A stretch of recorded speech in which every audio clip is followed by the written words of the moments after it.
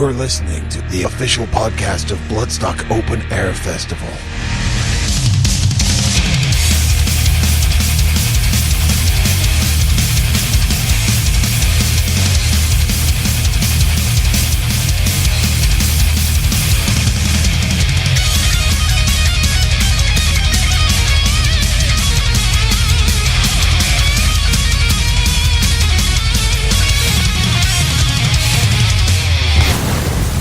Bloodstock Radio.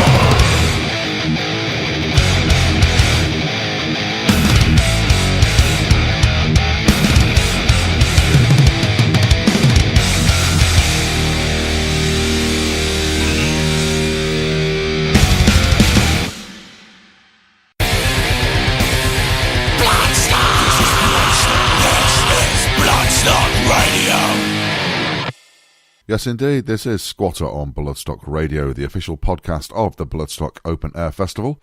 Opening up podcast number 39 with Rise Up from the awesome Testament, who I saw last night at Coco in London, along with Annihilator and Vader, and all three of them were utterly fantastic. I know a few of you out there saw them around the UK this week. It was the last night of the tour last night, and it was brilliant. As some of you may have seen me mention in this week's preview video, we also managed to have a little chat with Alex Skolnick from Testament, so we'll look at broadcasting that next week. But if you're looking for interesting conversations with old school thrash legends, then don't you worry, as we have that absolutely covered tonight, as we'll be hearing a couple of interviews I conducted a little while ago now, when I accompanied Acid Rain and Reanimator on all 3 dates of their Tour of the North. That was Manchester, Glasgow and Leeds. So first of all, we'll be hearing from Zentrix, who supported them on the Friday night Manchester leg of that tour.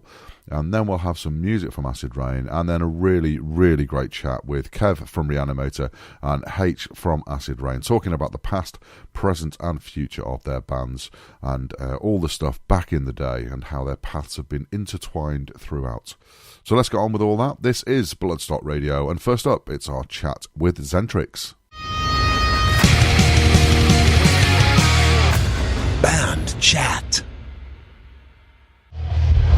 Okay, so next up on Bloodstock Radio, we're having a catch-up with the guys from Zentrix. How are we doing, guys? Good. Pretty good, yeah. Cool. Good, so we got Stan and Jay, and we're here tonight with Acid Rain and Reanimator, so it's an old-school sort of night, but we'll come back to that in a little bit, because I want to rewind you back to Bloodstock last year, that you played last minute again, yeah?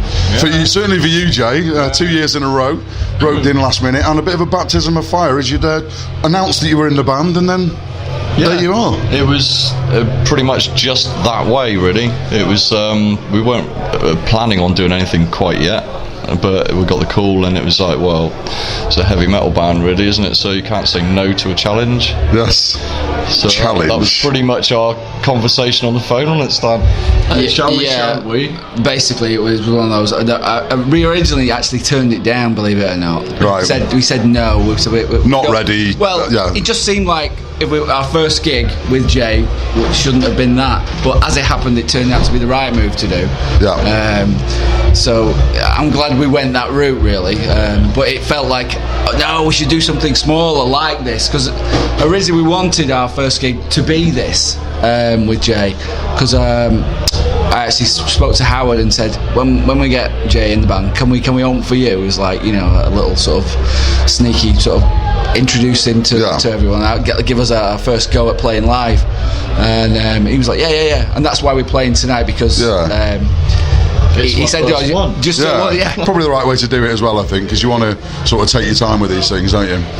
Well, I mean, we're starting to do stuff now, sorting out gigs for next year. That's our main sort of objective, is to try and get we've got dates booked in Europe, and a couple of other things. You've got Manifesting in Keighley, I think that is, and then of course the old Thrashosaurus. Yeah, Thrashosaurus, Amplified. Yeah. So, but we're racking them up now. It's 2018's starting to look pretty good for us, you know. I can get my quota up. I'm probably on about, I don't know what, 50% of the gigs since you came back, but I might be able to up them a little bit. You need to do a forum one. No, I know. Well, Macca invited me to go to Croatia with you, and I bottled it. Yeah. But I was just saying to Dennis earlier on, you know, if you get some nice sunny ones, Spanish. Then might be going to Spain for 4 Well, I've got a passport, and I didn't have a passport then, and I was thinking, how am I going to go through with all this hassle? But I should have done it, to be honest, because Croatia was good as well, wasn't it? From what you said. Really good, yeah. So rewind a couple of years back then. So yes. we again Acid Rain, out with Acid Rain. We had those 6 dates again when we trailing around all over the country, we're doing that sort of thing, and then you gave me the album that we had done and finished and all that, and then Chris buggered off. That was it. I mean, for whatever reason, his own personal reasons, he just decided he didn't want to play anymore. So it was a big snake for us to come down. We've been up a few ladders, and it was like, we were back to square one. So we thought, we left it for a couple of weeks, and me, Dennis, and Mr. Shires got together and had a rehearsal, just the three of us, and we said, "Oh, sounds all right. It still sounds all right, just the three of us. So, right, let's try and find someone else. Let's see if we can do it." And we went through the process of. We didn't actually advertise it. We thought we'll see if we can sort of get people we know to sort of put the word out and see what happens. And we tried a few different people, some really, really good people demoed for us and came up and spent time. But we kind of knew that it wasn't right. There was a few reasons, you know, they sounded good, but it's a funny thing. A band, it needs to also, you need to live with someone. You know, you've got to be all on the same page, and it can be you need all those little ingredients to be right, and it still isn't right. No, when we found him, it was right. Yeah. And originally, Jay was just going to play guitar. I saw him on Bloodstock stage. He was helping out another band, Cambion. Was it Cambion? Right. And I was helping out my mates in Kill to This. And I spoke to him and just said, you know, do you fancy doing the other guitar role? And he was like, yeah, I'll do it. Okay, right, great. We were looking to look for another singer, and we did have a few different people who came in, and it just didn't work. There was a few for whatever reason. So I just said to him, "Oh God, you can't sing, can you?" I was like, "Well, I'll have a go." And have a go, you did, mate. Because I say, you know, obviously, I remember you arriving at Bloodstock, and you know, everyone knows that Zentrix are like my favourite band, and I was like, "Do not mess this up, please, mate." My favourite band. Yeah, well, that's back in the day. Well, that's the thing. See, it's no. I mean, obviously, Zentrix playing at Bloodstock. There's a lot of Zentrix fans that I know there, again, that are here tonight as well. Yeah. And massive expectation on your shoulder, and you absolutely killed it. You must have been really, really pleased with it. Yeah, I'm just doing what I need to do so that Zentrix is still running. Yeah. So, yeah. Exactly. That's what I mean. When Zentrix coming to you to say, "Listen, we need you to do this," then no. Well, I was offered to like do the guitars, and I said, "Yeah, I'm definitely up for that." And so we went up and did a rehearsal, and everything was cool, and it worked, and it was like, okay, cool. I can play Zentrix songs, and it's good. We tried out a few singers, and it just wasn't quite what was needed, or in one way or another. And in the end, I was thinking, this is going to go on unless we find someone else. Well, I mean, it was a long old silence as well, because I was getting asked loads. I was, you know, and I'm just like, can't tell you. I know what's going on, but I can't tell you. And it was really difficult to keep quiet, because it was, like I say, a good 18 months, wasn't it, before it thingy. But I understand why you wanted to do it that way. But you know, yeah, I mean, it just took a long time because we didn't put it out there. We didn't say we were close to doing that. We were close to doing Facebook. Does anyone want to be in Zentrix? Right. The X Factor and all that. But we didn't. We were advised not to by certain people, so we kind of kept it with people that we knew. And thankfully it worked out in the end. But we were close to it being. No, not again. This is not working. You know, it's not fair, is it? Like it's difficult. It's difficult to find when you're used to a band unit working. It's difficult to find somebody to replace somebody. I mean, we had it with Shizy as well, replacing Macca, and I'd played with him before, so I knew him, and he fits in all right. But the singer, the front man, is probably the hardest one to find. Yeah. I'm probably a lot easier to replace than Mr. Ashley. You know what I mean? And so, but I think we managed to do it. I think you know what the old stuff should sound like. Yeah. But I think the new stuff has got a little bit more of a thicker, harder edge to it. Recording, we've all gone, that sounds really good. You know? Yeah. So coming back to the new stuff, then obviously, you know, I've had that bloody burning a hole in my pocket for 2 years now. So what is the plan, and are there any timescales with it, and where are you at with that at the moment?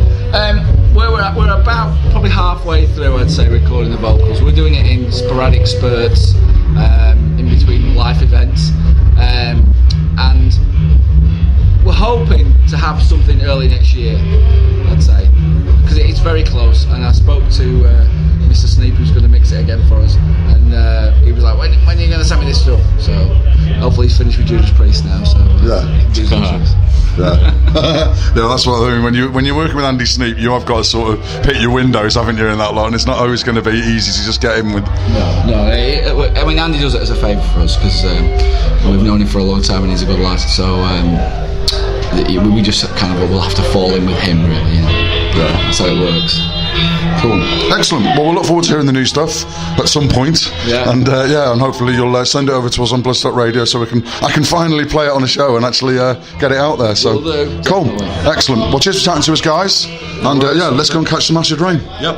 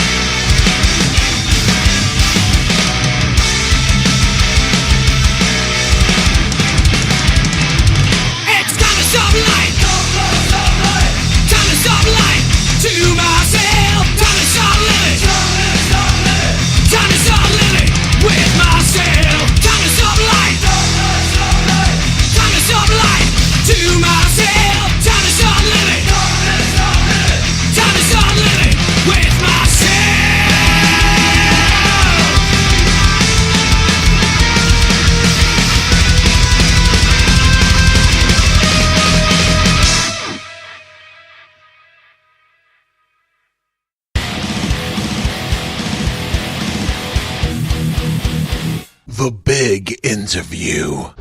Okay, this is Squatter on Bloodstock Radio, and we're having a catch-up with Kev from Reanimator and H from Acid Rain. How are we doing, guys? Good, thank you, yeah. Very well, thank you very much. Yeah. It's lovely to see you again, Paul. Well, cool. Well, we just had a bit of a weekend of it on your little mini tour of the North. But yes, we'll come to that in a little while, because I want to do a sort of past, present and future sort of vibe, because obviously the histories of Acid Rain and Reanimator are well entwined over the years. So if you want to rewind us back all the way back to the Frog and Toad is probably a good place to start. So either one of you want to sort of talk about that and how you guys first met and sort of started doing gigs together and stuff? Well, Kev might not even remember / know this, but possibly the greatest thing that happened for the metal scene that night was third on the bill, first ever gig, Paradise Lost. Oh, wow. It was their first ever gig. They played for half an hour, played 2 songs twice, and were fucking shocking. But they brought a lot of people with them, so pretty pleased about that. Yeah. And yeah, we got a demo from Kev, and well, no, it wasn't from you, was it? Who did we get the tape off? Was it you or just Mark one? Or Yeah, one of them. Yeah, one. I can't remember who it was exactly. Yeah. Yeah. I know we gave it. Well, I think Ian got it, didn't he? Your original bass player. Yeah. So yeah, and he took it, and then I think we did the gig. One of the conditions of doing the gig was we had to bring a coach load of people with us, and that's as if. And in those days, it was easily done. I was going to say, but as if a coach load of people weren't coming from Hull to see Acid Rain anyway. Yeah, I mean, that's right. You know, you cheeky bastard. I can't believe that. You told me that recently, and I was like, really? Fucking hell. Yeah, I said no. You wouldn't get a coach load of people actually at a gig in Hull. I don't think. Never mind willing to travel to Bradford to Frog and Toad or whatever. But yeah, that was it. Got the 2-track demo. That was the first thing we'd done in March 88. I think we did the demo, and then I don't know what the date of that gig would have been, but yeah, that was it. And then we watched you.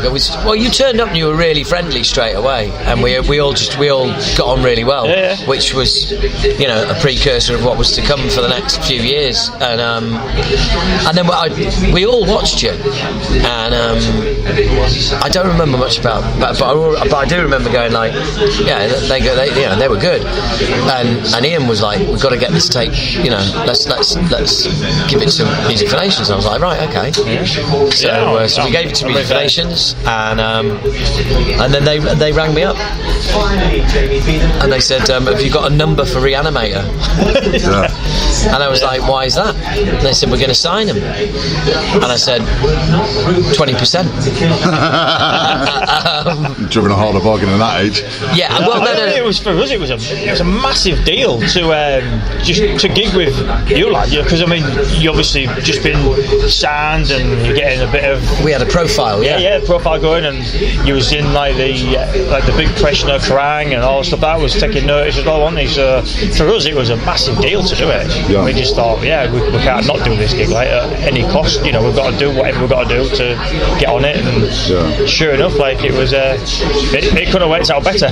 No, not really, because that was like the beginning of your career, wasn't it? Oh, really? yeah. Do you think that just fast forwarding very quickly? Do you think that being signed? No, let's take it really slowly. Well, so you have to edit it over the day. No, just the whole thing of being signed. Obviously, I've worked with a lot of unsigned bands and sort of self-signed, as they call it. Do you think it's as big a thing? I mean, it doesn't happen as often nowadays, obviously, but do you think it's as big a thing? Do you think it's as important for bands nowadays to get signed? It's a validation of what you do.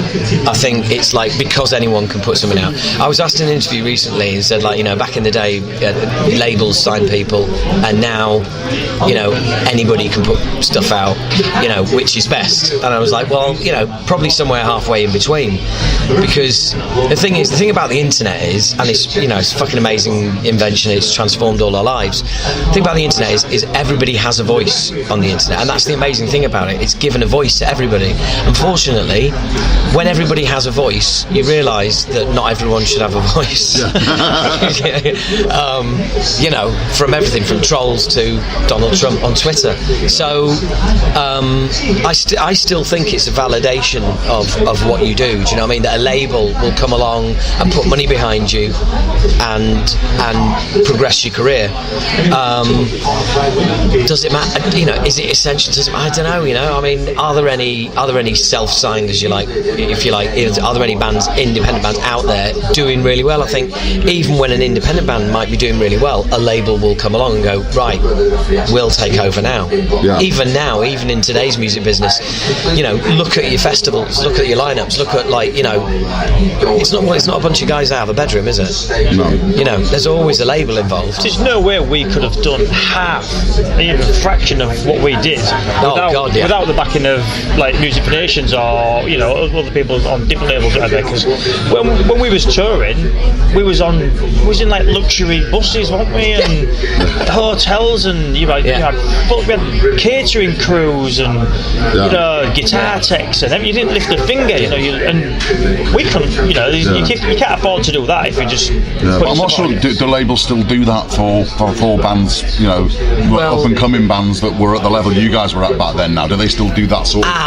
But that's again, you can't make a comparison, you know, because that's the way it was back then, and now it's different. Yeah.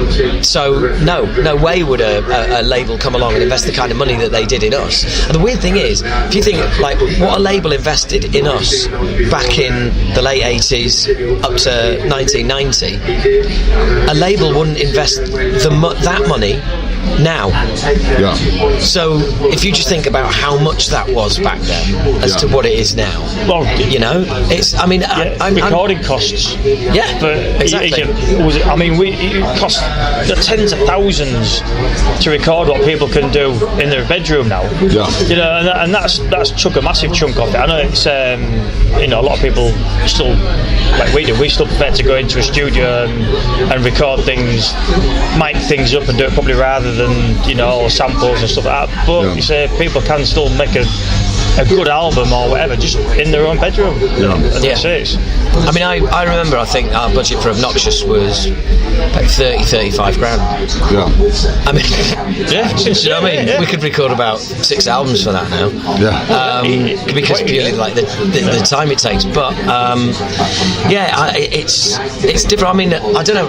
Kev might have the same experience. I don't know, but I always hear bands like, you know, fucking slagging off labels and everybody, you know, getting. Music for Nations were a laugh. Do you know what I mean? They never said no to anything. That's what I'm saying. They gave us money to do it, and they were spot on. And we got, and all the deals we signed, copyright returned to us 10 years later. Yeah, because I think a lot of bands, it's like that independent sort of thing where they get sort of steered and we would have got in that direction, and you sometimes think, are we going to lose our independence and what we want to do? Are the label going to make us do something we don't necessarily want to do? But you didn't experience that, no? Never, because, and this is what makes total sense, the label signed us because they thought, hey, these guys are good, that's good, why don't we sign that? Why would you go, hey, this is really good, let's sign it and change it? Yeah. What, change it to something that wasn't what you bought? I mean, I think it's amazing that you know, the record labels interfere on a creative side, but no, we just give us the money, we'll go away, make the album, and then we'll send you the album when it's done. Yeah. Okay. You know, that was always the way. You do hear horror stories, don't you, about bands being moulded and, you know, manipulated into what they want them to be. But we was the same as you, nothing. They just said, we even a good example of that is our demo. It wasn't even me singing on that. We had these other lads singing, and then they'd never even heard me singing. They just sort of, they still signed us, even though it wasn't me singing on the demo. They weren't bothered. They thought, well. Oh, I remember the story as well. You were saying about that. They said to you, you've got a lot more material, and you were like, tons of it. We had nothing. Yeah. You know, we had a few songs songs, and they was like expecting us to go in and record like an album or an EP, and we was like thinking, crap, we better start writing some stuff again. Then. But also, you look at more innocent times. Talk about a label not doing their due diligence. Yeah, exactly. Their due diligence was just to say to the band, "Have you got more songs?" Yes. Oh well, that's sorted then. Have you got any proof of that? I seem to remember Zentric saying the same to Roadrunner as well. They were exactly the same with them. They were like, you got more material. Yeah, I told you he'd bring Zentrix into it somehow. I told you. Conversational crowbar. Hang on, I'll just get Zentrix here. All part of the same thing, mate. Absolutely, yeah. But also it's funny you were saying about like bands worried about being like pointed in a different direction or anything like that. 2 simple words: fuck off. Yeah. That worked a lot for us. Yeah. When anybody tries to mess with band, we had Kit Wolven was suggested as a producer for The Fear and to remix it. F.O. Right? Have you thought about using this guy? F.O. Oh, that song title, yeah. This is a better title. No, it isn't. Yeah. Have you come up with some album titles? Yes. This is what the album's going to be called. Oh, have you got any other titles? No, this is what the album's going to be called. We don't like it. Tough. The power's with you as the artist. Yeah. They can say, we're not going to release you. You can say, well, fine, we'll just have the money that you gave us. We'll just keep that then. And we'll go and do what we want to do. And if you don't want to release it, that's fine. But we've got the money now. You're going to have to release it sooner or later. Because labels certainly now can't afford to give a band a bunch of money, record an album, and then sit on it. Yeah. But also, I hear all these bands saying, we signed this terrible deal, but we really wanted to, and there's always an excuse. We signed this terrible deal, but the label, but we didn't realise this. And it's like, well, that was your job. You should have done. I was 17 years old in 1987, and I knew enough to get a music business lawyer to look over our contract. If an idiot like me at age 17 has the wherewithal to do that, I have no sympathy for any artist getting shafted over a shit contract. Because the simple fact is, you didn't do the due diligence, so you're an idiot. I was an apprentice bricklayer at the time, and I was in the union at work. Yeah. And the one of your sort of perks of being in the union was you was allowed like half an hour solicitor's time and stuff like that. So that's where my brilliant. That's amazing. That is brilliant. It's not really what I'm used to looking at, this kind of contract, but I was going, you'll know the gist of it more than I will, so that was it. Again, that illustrates my point. There was Kev, a bricklayer, still going, I'm gonna take this and get a solicitor to look at it. You know what I mean? Rather than just going, oh brilliant, we got loads of money, sign this. I'll tell you what, it's tempting to do that though. And I remember when we drove down there in my car, I think it was a Mark 3 or Mark 4 Cortina or something, and driving down to the Music for Nations in London, the exhaust fell off it about 4 times, the fan belt snapped, and God knows what was going on, and we pulled up outside, and it just in the old Cortina with the exhaust blowing like hell, and all we wanted to do was just run inside and sign, just like, where is it? Just like, you go in there and there's like Metallica's gold discs on the wall and all that, and it's like, it's like walking into like the Holy Land, isn't it? I remember we all went into Music for Nations, right, and we were waiting in reception, and there was a Possessed Seven Churches CD on a little coffee table, and one of the band, who shall remain nameless, went, I'm fucking having that, and just picked it up, just slipped it into his jacket, and then we went in to see Martin Hooker and Jem Howard, and we sat down, we had a chat with them, and it was all really nice. And then at the end of the meeting they said, right, now we're going to take you down to the we're going to take you down to the stock room, and you can have as many CDs, you can take as much stuff as you want. And we went in there, and there was this big pile of fucking Possessed Seven Churches CD, and I was nudging him going, get one of them, mate, get one of them. But that summed us up at the time, do you know what I mean? That was great. The stock up there was brilliant, wasn't it? Oh, man. Going t-shirts, CDs, just we all used to everything. We used to all wear like military stuff because it had more pockets. Everything from like Joe Satriani, Frank Zappa, which it's like getting that stuff free. It was like, getting like the thrash stuff free was great, but when you were getting stuff like that free, it was like, I really feel like I should be paying for this. Do you know what I mean? Because we were the same kind of music. It was like, Exodus, Pleasures of Flesh, and shit. Like, you think, that's peer research. You know what I mean? And you would. I wish I thought of calling it that. Instead of. But then but stuff like Satriani and Zappa and stuff like that, you're just like, fuck it. And then getting like Music for Nations, like sweatpants and sweatshirts, and you then branch out into merch. And we used to go for meetings with the label, and the whole conversation on the way there would be like, I can't wait till the meeting's over and we can go ram raid the storeroom. Do you know what I mean? Can we go in the cupboard now? And you go, it's like, right, we've got the proof. We've got the proofs of your album artwork here. Yeah, whatever. Is the cupboard open? And that's again investing in you guys again, because obviously that's all part of the money that's all going towards you guys. It's and that's just like crazy now when you think about the tax loss to Metallica's millions. Yeah, absolutely. I remember coming back from there when they released Master of Puppets as a double album. Oh yeah, I had 5 of them. The digitally remastered one, wasn't it? The gatefold. And it's great because you hear people. I hear people today saying, I've just managed to get hold of Master of Puppets, the original double album release. I was like, whatever. I've got a garage full of them. What you should have said. I was giving those away at school to my mates. Okay, so that's the good old days then. That's back in the day. Right. So you're going to say past, present, and future. Past, present, and future. So if we scoot forward a little bit, I don't know where if you want to jump in anywhere along the way and that sort of thing, but I was going to jump right the way up until sort of this weekend that we've sort of done, or maybe even let's do some Bloodstock stuff on the way, because you both played Bloodstock in the last couple of years. So if it comes to you first, Kev, because you guys played it in 2015, 2016, 2015. Oh, we still didn't do it without H. Yeah, exactly. I had to be there. 2014 they were. All right. Because we played 2015. Was it? No, year after 2016 you played. It was. Oh yeah, we played 2016. It was 15. It was 15. I was right, mate. Don't worry. I've done my research. Right. Okay. Nice one. A little bit. Nice one. You ought to be thinking then. Yeah. Oh yeah, but what an experience that was. Because when we got back together, one of the main things was to play those kind of gigs. We thought if we could get on, Bloodstock and do those kind of things, that would just make it for me. And it just did not disappoint at all.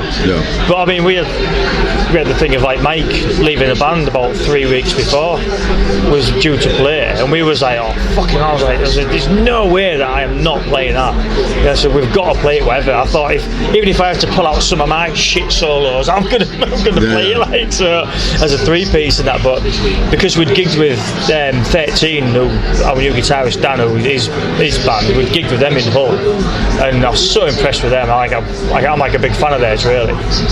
And so I just rang him up 3 weeks before Bloodstock and said, how do you fancy playing Bloodstock in 3 weeks' time? You just got to learn our set and all the solos and everything is. So okay. So, and that was it. And he come in, and I think he learned it within a week anyway. Wow. So and that was his first gig with us was Bloodstock, and of course we couldn't do it without inviting H down to do Too Drunk with us as well. So you think you knew the words to it then as well? I did know the words to it then. I don't this week. But we did. So I was basically Reanimator a 4-piece, but it basically told Bloodstock they were a 5-piece. So I just had all artist accreditation and everything. I was the singer in the band, and that was a real appetite wetter for me as well. Because it was like we've got to be, we're going to get back and do this. I did actually skip one because at the end of 2013 you played at the revival rooms. It was Rescue Rooms in Nottingham, wasn't it?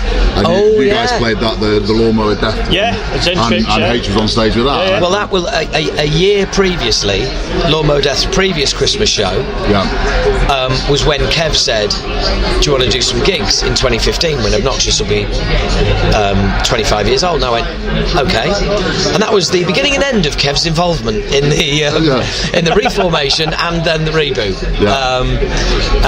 And so I mean, I got up and did Too Drunk with them in Nottingham at the Rescue Rooms, and that was the first time I'd even been on stage singing in a band for as long as a long time. Yeah. And then next time I got up was with them at Bloodstock, and then we knew. I mean, that was what sort of August, and we were going out on the road in October. So I was really getting my appetite whetted by at that point. Yeah. I can remember that gig in Nottingham. I was standing with Stan from Zentrix, and when you guys were on stage and said, "Do you think Acid Rain will come back?" Then we're just watching you, cavorting around the stage, and he was like, "Yeah, I think that's probably likely. Look at him, because and it's the same. And it was the same when we were at Nunnington for the first Acid Rain gig back. It was just like you've never been away. It was crazy. It was bizarre. It was bizarre. What was really weird is that I'd forgotten that Acid Rain fans like to sing along, and so we'd just been just rehearsing a set, and we did Chaos, Straight to Life Informs, Stop, Said Hello, Introduce Humanoid, Big Cheer, all great, and get to the chorus, I'm thinking, what's that fucking noise? Oh, they're singing it. Oh, right, okay. And I was just like really, really surprised. Yeah, proper buzz, that, innit? Yeah. And funnily enough, at the end of the show, one of the barmaids got on somebody's shoulders and took her top off. On her mate's shoulders, in front of us, and we were all just going, oh, boobs, right? And that was the that was the beginning and the end. That was the beginning and the end of the groupies. I'm still here, mate. Oh yeah. Stalker and groupies, slightly different. Only slightly. Yeah, so. More like a gropey, you are. Yeah, a little bit like that. But then, and obviously, I mean, I've been at length on this podcast talking about the Bloodstock experience, and outside of stuff that's happened in my family and a bed, it's the most fun I've ever had. That's the way it is an experience. It's not doing a gig, or it is a full experience. It's just it's so well run as well. That's what makes it absolutely just takes the stress out of it. I'll tell you what, and I'm sure Kev will have something to say about this. You play Bloodstock, and as much of a high it is and everything else, you just think, why can't all gigs be like that? Do you know what I mean? Why can't people behind the scenes get it everywhere? I mean, last night we had it at the Audio, where we all walked in and it was like, all right guys, hi, nice to see you. Soundman's there going, all right guys, how are you? Yeah, great, wonderful. Oh, my name's so and so, I'm doing, and because you walk into most venues and it's like, oh, they're here. Yeah. Do you know what I mean? Oh god. But the thing is, that's how, because we're like that ourselves, aren't we? So you go into it, don't you? You want to, people who are there, they're either there to see you or they're there to help you or something. So why not be friendly and nice about it? It makes the whole experience a lot better, doesn't it? So, and just the organisation behind the scenes just makes all the difference. All the difference. It's good at Manchester as well. Yes. It was on the ball there, wasn't they? Yeah, they were totally on the ball, and they've been lovely here as well. And a soundman was even attempting to crack a few jokes as well in sound check. Well, we'll rapidly think we've done the present now, so we've done this weekend, which has been fantastic. It has to be said, obviously you guys be away for a long time, but for an old fan like me as well to see, because when you're talking about the first bit and talking about the good old days, you guys look like you're enjoying it just as much as you ever have. So is it different, or is it because it's sort of like because both of you were away for about 24 years between gigs? Was it like I thought I'd never do this again, and oh my god, we're doing it again? Is that part of it? Both of those. I thought I'd never do it again. In fact, this brings us to a story we didn't get a chance to talk about just there. I used to go. I hooked up with Kev a couple of Christmases in a row, probably about 10 years ago now. Yeah, I probably used to stay more in touch with you and go drinking more with you than I did like the original band. And same for Kev. I'd probably go in touch with him and go out drink with him more than anybody I did with Acid Rain. And we we spent a couple of Christmases getting thoroughly wasted between Christmas and New Year in Hull, saying, well, God, why, they're idiots, why wouldn't they want to do it again? Like, completely resigned to it never happening, and just going, and we'd sit and not just spend all night reminiscing, because we've got things going on in our own lives as well, but there would be times where we'd just sit there like talking about the old days and stuff, and we were just talking literally half an hour ago about who would have thought last time I was up in Hull for a beer, it was about 8-9 years ago. He came to see me do comedy when I played in Beverley, and it was like, even back then it was like, this is never happening. This is never happening. And then I rang him to say, we're going to get back together. You've got 2 years to work on the rest of the lads. And it took him about 3 months to get back together. And we never did. I had to start from scratch. So it's been mad. It's been mad. The thing is, I think the difference now, back then it was he was always chasing it, trying to impress and build and try, it's like your life depended on it. It was everything. It becomes stressful as well. Whereas now it's just like a great hobby, It's like it's a laugh. Midlife crisis, and it's not buying a sports car, innit, or something. It's just this is way better, innit? So, it's just a laugh. I think that, again, mentioning Xentrix again, unfortunately, they also said sorry H, but no, it's alright. I've got a lot of time for them. They did say the same thing, but it was almost like back then you were almost thinking I might need to make a career of this, so it was that important. It'd be like, I really want this. Now it is literally a hobby that is great and it's really, really good fun, So I said we don't have to impress anyone.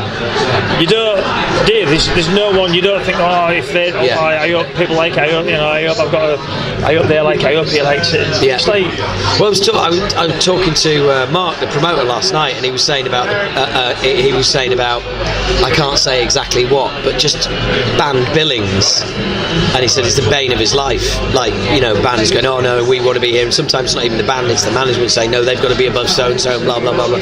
I said our attitude now is, wherever we are on the bill, we're going to turn up, smash it, and leave. Whatever. You know what I mean? So put us on first, put us on last, put us on in the middle, have us playing half an hour and a half, don't care. We'll come, we'll do what we do, and then we'll go. What will be, will be. But back in the day, also when you're younger as well, and your ego's fucking all over the place, it's wrong. We're not playing with them. We're not having them. It's how you perceived on it as well. Just like if you thought, well, if we're on the bill below them, then everyone's gonna think what's happened to their career. They're gonna say, they've overtaken them. Now they're the big band, and it's how you perceived, isn't it? Like, now we don't give a fuck, do we really?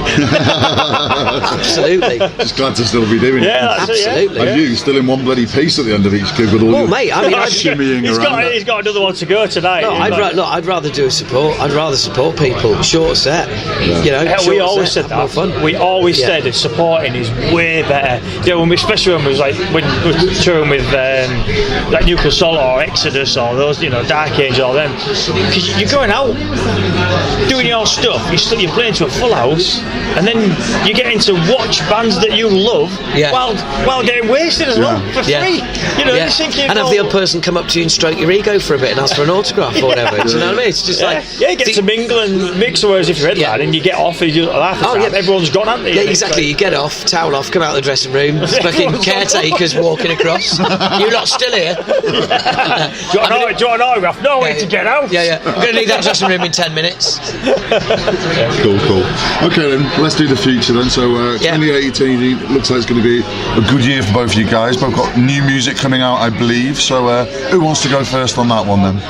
Who's got better information than I have? Because I've got a lot of this and that and maybe. This. Well, we've already started. We've demoed quite a few for an EP of 4 songs. We've already demoed them, and then we're fortunate enough to have Colin Richardson producing our new stuff now. So we've already been in and done a good week session with Col maybe just a few weeks ago, and we're going to hopefully go in and finish off in the new year. So, but to get Cole back after all these years, because he'll probably tell you himself that we were the first metal band he ever did. Yeah. And it was and what he told us, he goes, I didn't know what the fuck I was doing. And then fortunately he went on to do quite well at it. To be fair, back around those days, no producers knew what they were doing with that kind of music. No. It was, just look at the draw. Yeah, everyone, turn the distortion off. What are you doing? Lots of reverb on the vocals. No. But even then, Cole knew about all that. He knew how to keep things clean and get the definition and the power and all that. But so now, after all what he's done, to have that experience and his knowledge now, after what he's gathered over from Machine Head, Slipknot, and bloody God knows what else. He's worked with everyone, hasn't he? So, it's amazing, yeah. And do you know when that might come out, Kev? Well, hopefully it's going to be early summer, I would think. So. Okay. Cool. And will it be available on vinyl, cassette, and CD? Watch this space. If it's not on limited edition tie-dye cassette, you can fuck off. I don't want it. It will be limited edition. I might make one for you. It will be limited edition, as in we won't sell many. We have 7.5, sort of 8 songs written at the moment. They are all demoed. We are looking at writing another. We need at least 11 songs. Then we need to work those a little bit more. Then we need to record them, and then we need to find out whether we're going to put them out ourselves or whether we're going to go through a label. There's every chance, because it's an album length of time, there's every chance that we could have a finished album, but due to release schedules, it won't see the light of day until 2019, and that wouldn't surprise me. I would say it's probably most likely that a new album won't be out until 2019, which, as I'm saying it, is depressing, because I really like the songs at the moment, but I know by the beginning of 2019, you want everyone to hear them, and I know by the beginning of 2019 I'll be sick of them. But no, I mean, so I don't know. That's the one thing that is kind of like gnawing at me at the moment is when we're actually going to get a release. And there's also a complication in the mix which I can't mention in the podcast at the moment, but I will mention to you off air, which complicates things slightly as well. So don't know. I really genuinely don't know. One thing's for sure, if we get an album finished by end of summer, it's very unlikely that it would, if you finish recording at the end of August, no label's going to really, it's going to take a couple of months to basically a label to agree a release date, which by then you're looking at 2019. If you finish at the end of August, it depends. It depends also if we decide to bung the demos to some labels and say, what do you think of those? We're going to go, and they say, right, okay, go in this studio, here's some money, and if you do it and get it completed in this time, we can get it out by blah blah. I don't know. There is so many unknowns at the moment. So if anybody's listening and thinking they don't seem to know what they're doing, that. Cool. Well, no, we know what we're doing. It's just timescales, isn't it? You just don't know. You don't know. Bands control. What we control is we control the writing of the songs, and after that, how long you're in the studio. Well, that depends on who you're working with, and what happens next depends on who else gets involved. So the minute it goes outside of what's in your control, you just have to, you go mad trying to, bend the will of the music business to the shape you want it. You just have to go, okay, right, well, that's that then. And also there's release sort of pockets that labels won't touch, because otherwise, I mean, you hear of, a lot bigger bands than us where they're being said, well, you need to get an album finished within the next 6 weeks, or you're having 6 months off.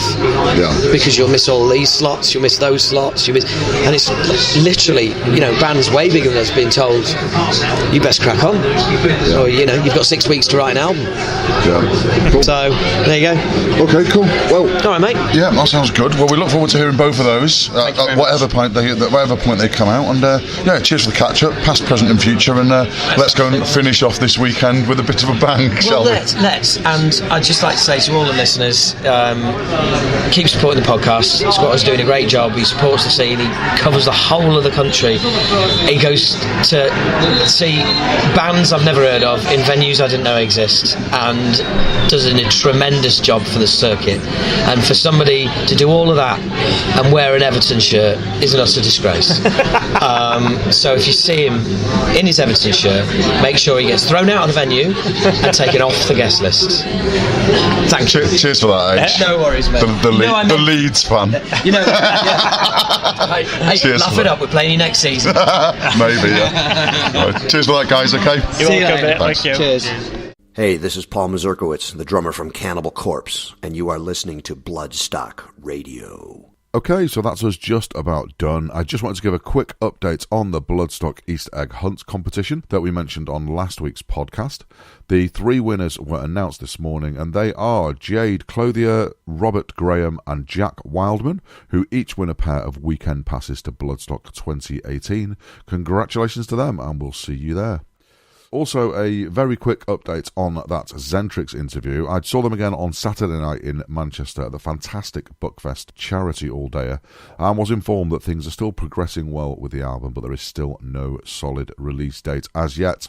We'll keep you posted on that. And I hope you enjoyed that chat between H and Kev there. I found it absolutely fascinating to hear how different things were back then, although it did make me a little bit sad knowing that some of the outstanding emerging bands nowadays just don't get that level of support anymore. However, if you want to know what record labels do provide for bands nowadays, then stay tuned over the next few weeks, as I also had a good chat with my friend Nick from Nuclear Blast yesterday, so we'll have that on the podcast very soon indeed. Okay, that's us all done, but we'll leave you with some Reanimator to keep with the theme of the show, and we'll be back next time with Bloodstock Radio podcast number 40. Hey, Beavis, what are you doing? I'm just checking out all these cool Bloodstock videos on their YouTube channel, Bloodstock Festivals. Like, what is it? Bands and stuff? Oh yeah, there's tons of footage from last year's festival, and the Bloodstock TV band interviews as well. Whoa, is that Squatter? I'd recognize that bald head anywhere. Yeah. He gets to talk to Megadeth, Anthrax, and Mastodon, and loads of cool bands.